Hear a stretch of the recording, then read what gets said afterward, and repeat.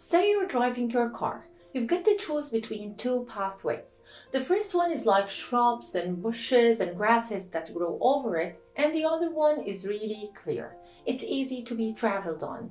What do you get from that? For sure, the first one, like no one has traveled on for a long time, it's not getting any traction, and the other one that is having a whole lot of traction. And if you want to choose between both, for sure you're going to choose the one that everyone is using. Now, let me explain the neuroscience behind that. Actually, if we think of our brains as a connected power grid, there are billions of these pathways in our brain that lighten up with every time we think, feel, or do an action. Some of these roads are well traveled.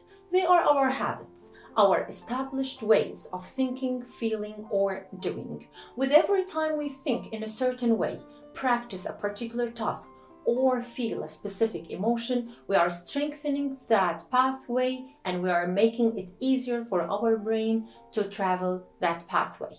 On the other hand, if we think about something differently, or learn a new task, or choose to feel a new feeling, we're carving out a new road in our brain. If we keep traveling it, we're making it easier for our brain, and our brain will use it more and more. And it's the way of thinking, doing, or feeling become a second nature by repeated and directed attention. And when you quit a habit, the pathway responsible for this habit gets used less and less and weakens. This way of rewiring your brain, creating new connections and strengthening it, weakening another connections, is called neuroplasticity. And the good news is that we all have a neuroplasticity. We all are able to change and learn a new stuff up until the last moment here on Earth. How many of you claim that they get nervous easily and they cannot control themselves? How many of you claim that they are so sensitive and they cannot control their emotions? How many of you claim that they cannot control their appetite and ask many questions like, why can't I lose weight? Why can't I keep my relations? How troubles pop up in my life? And many other questions. Now I want to ask you, why do you accept to live spontaneously? Why don't you get closer to yourself? Understand it more. Raise the awareness of every feeling or every thought so you know which way you're in your brain you're going to strengthen and which way you're going to weaken in order to have answers to all those questions. Control yourself to control your life. You should keep in mind that any moment you're living is impermanent. Whether your moments are full of joy or full of sadness, they're going to end. Whether you have to pay lots of efforts in your job or you have to do nothing, it's going to end. Whether you live in ease or in difficulties, it's going to end. Everything is changeable. The universe is changeable, and the change is a sign of life. What you need to do here is keep the moments you want as long as you can by strengthening the feeling associated with this moment, and get rid of the moments you don't want by weakening the feeling associated with this moment in your mind. And for sure, what you want to keep as long as you can are all the positive moments, and what you want to get rid of is all the negative moments. So if you were practicing pessimism, complaining, feeling frustrated or down, finding difficulties all day long, what are you doing here? You're strengthening that pathway responsible for negativity in your brain, going back and forth, and giving signals to your brain that this is the easiest way to use. So whatever events will happen in your life, your brain will reflect negativity because you already programmed your mind that this is the easiest way. Aren't you ruining your day like that? Aren't you creating your life like that? For sure, some of you will say that this is not so reasonable because I already live in a country with poverty or under war, or I already have enough of trouble.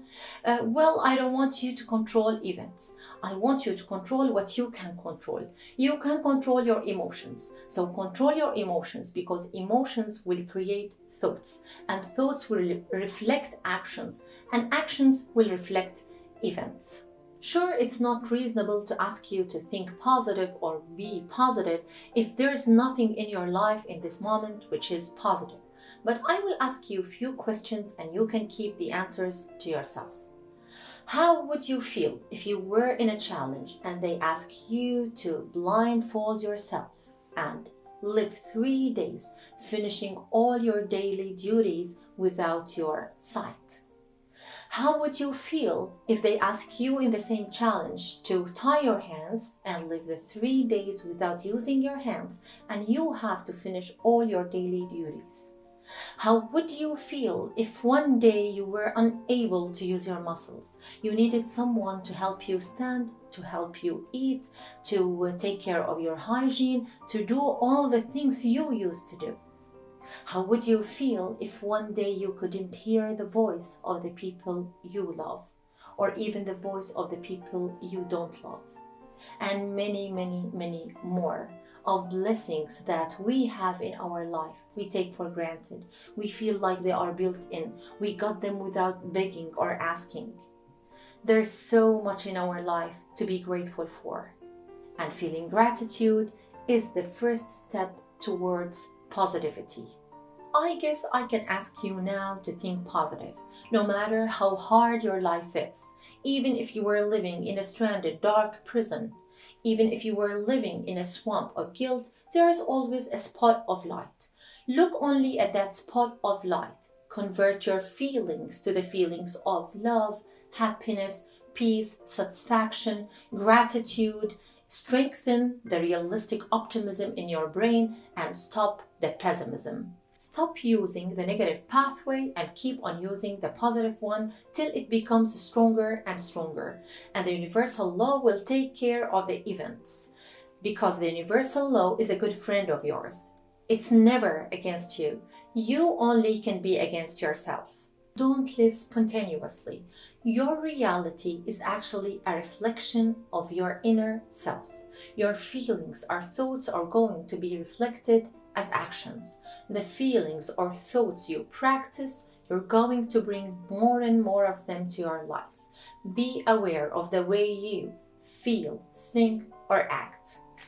Get to know yourself more. Don't abuse yourself. Use it wisely, because you as a human is a miracle with all the powers and the potential implemented in you. You think yourself a small body while the great universe dwells in you.